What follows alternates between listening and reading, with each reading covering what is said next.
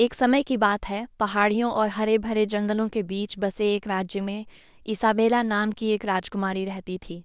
वह अपनी सुंदरता, दयालुता और साहसिक भावना के लिए पूरे देश में प्रसिद्ध थीं। फिर भी जंगल के भीतर छिपा हुआ एलारा नाम का एक रहस्यमय बूढ़ा हाथी रहता था। कई लोगों ने उसकी जादुई और भयावह शक्तियों की कहानियां सुनी, लेकिन कुछ ने उसके निवास तक पहुंचने का साहस किया।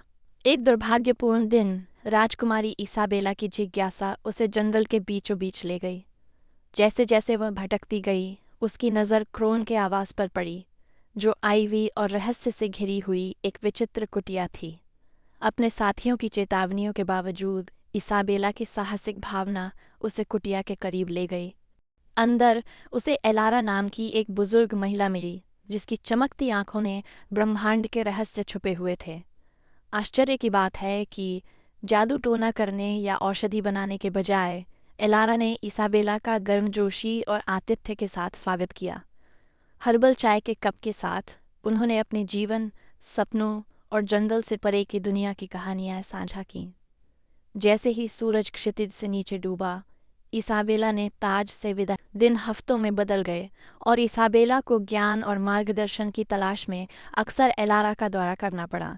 उनकी बातचीत के माध्यम से उसने पाया कि सच्चा जादू मंत्र या जादू में नहीं, बल्कि सहानुभूति, समझ और दिलों के बीच बने संबंधों में निहित है। इस बीच राज्य को उथल पुथल का सामना करना पड़ा, क्योंकि अंधेरी ताकतों ने इसकी शांति को खतरे में डाल दिया था। अपने नए ज्ञान और साहस के साथ इसाबेला जब राज्य का सबसे बुरा समय आया, तो यह तलवार या जादू टोना नहीं था जिसने दिन बचाया, बल्कि उसके लोगों की एकता और लचीलापन था, जिसका नेतृत्व एक राजकुमारी ने किया था, जिसने सभी का सबसे बड़ा जादू सीखा था, प्रेम और सहानुभूति।